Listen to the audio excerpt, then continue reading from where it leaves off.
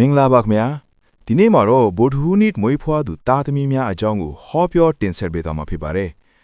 ဗုဒ္ဓဟူးသားသမီးများဟာပညာဉာဏ်ထက်မဲ့သူများဖြစ်ကြပြီးစဉ်းစားနိုင်စွမ်းလေးလာသင်ယူနိုင်စွမ်းအလွန်ကောင်းမွန်ကြသူများဖြစ်ကြပါတယ်သူတို့ရဲ့အဓိကအားသာချက်ကတော့စကားပြောကောင်းခြင်းဖြစ်ပါတယ်လူများနဲ့ဆက်ဆံရမှာပြေပြစ်ပြီးစကားနဲ့အလုပ်လုပ်ရတဲ့အလုပ်အကိုင်များမှာအောင်မြင်လေ့ရှိကြပါတယ်စာပေဘာသာစကားတင်ကြားရေးအယောင်းဝယ်မီဒီယာဆက်သွယ်ရေးလုပ်ငန်းများမှာဗုဒ္ဓဟူးသားသမီးများအထူးတောက်ပကြပါတယ်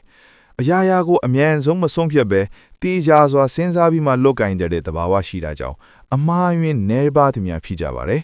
ဒါပေမဲ့အားနည်းချက်လည်းမရှိမဖြစ်ရှိပါတယ်ဗုဒ္ဓဟူးသားသမီးများဟာအရာရာကိုစဉ်းစားလွန်ခဲ့တတ်ကြပြီးတခါတည်းရန်ဆုံးဖြတ်ချက်မတည်ငြိမ်ခြင်းစိတ်ပြောင်းလဲလွယ်ခြင်းတို့ဖြစ်တတ်ပါတယ်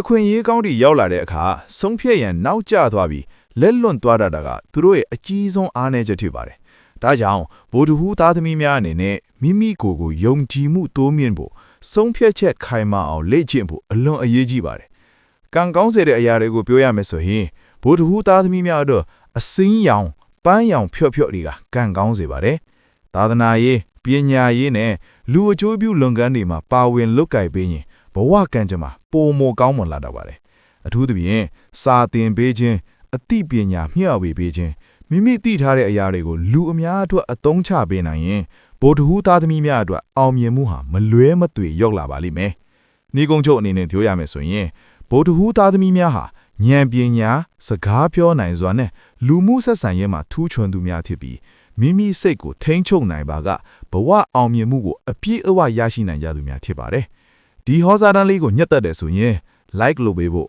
share လုပ်ပေးဖို့မမေ့ကြပါနဲ့ခင်ဗျာ။နောက်ထပ်နေ့သားသမီးများအကြောင်းဟောစာတမ်းတွေကိုနားထောင်ခြင်းရင် channel ကို subscribe လုပ်ထားဖို့မမေ့ကြပါနဲ့ခင်ဗျာကျေးဇူးတင်ပါတယ်